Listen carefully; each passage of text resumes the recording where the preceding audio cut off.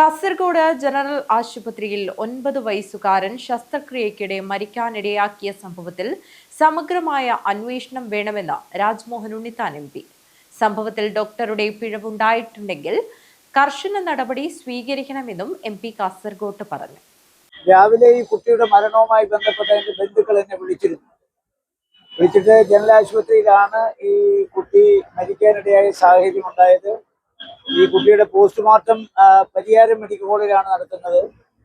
Pariyaram medical college പോസ്റ്റ്മോർട്ടത്തിൽ എന്തെങ്കിലും കൃത്രിമത്വം നടക്കുകയോ എന്തെങ്കിലും അട്ടിമറി നടക്കുകയോ ചെയ്യുമോ എന്ന് ആശങ്ക പ്രകടിപ്പിച്ചുകൊണ്ടാണ് എന്നെ വിളിച്ചത്. അപ്പൊ ഞാൻ പറഞ്ഞു, ഒരു കാരണവശാലും ഈ കുട്ടിയുടെ പോസ്റ്റ്മോർട്ടവുമായി ബന്ധപ്പെട്ട് നിങ്ങൾക്ക് ഒരു സംശയത്തിനും ഇട തരാത്ത രീതിയിൽ അതിന്റെ ആശുപത്രി അധികൃതരുമായി ബന്ധപ്പെട്ട് പോസ്റ്റ്മോർട്ടം വളരെ സുതാര്യമായി നിങ്ങൾക്ക് ഒരു കാരണവശാലും ഒരു സംശയത്തിനിടയില്ലാത്ത രീതിയിൽ ആ പോസ്റ്റ്മോർട്ടത്തിന്റെ റിപ്പോർട്ട് നിങ്ങൾക്ക് ലഭിക്കും. അതിന് യാതൊരു തർക്കവുമില്ല.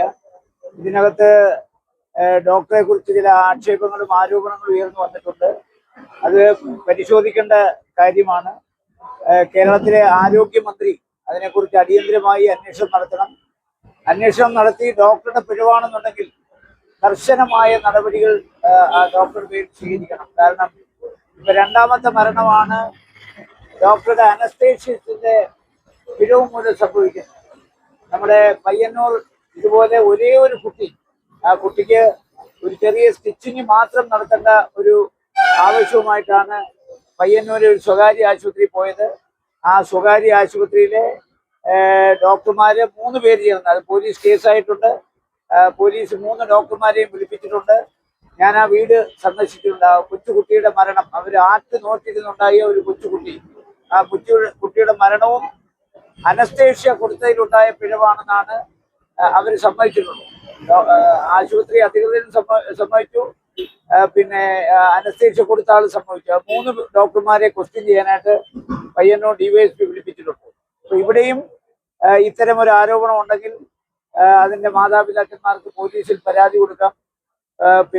ഈ ഡോക്ടർമാരുടെ പേരിൽ നടപടിയെടുക്കാൻ ആവശ്യമായ സംവിധാനം എന്റെ ശ്രദ്ധയിൽപ്പെട്ടിട്ടുണ്ട്. ഞാൻ ആഭ്യന്തരമന്ത്രിയുമായും ആരോഗ്യമന്ത്രിയുമായിട്ട് ഇക്കാര്യം സംസാരിക്കും. ഈ പണം വാങ്ങി എന്ന് പറയുന്നത് വളരെ പാവപ്പെട്ട മനുഷ്യരാണ് ഈ സർക്കാർ ആശുപത്രിയിൽ വരുന്നത്. അവരോട് അവരുടെ ദുസ്സാഹസത്തെ കൂടെ മുതലാക്കിയിട്ടാണല്ലോ ഇവർക്ക് വാങ്ങുന്നതെന്നുള്ള സങ്കടമില്ലേ? തീർച്ചയായിട്ടും ഈ കാസർഗോട്ടെ ആശുപത്രികളെല്ലാം റഫറൽ ആശുപത്രികളാണ്. ഇവിടെ വേണ്ടത്ര ചികിത്സാ സമ്പ്രദായമില്ല.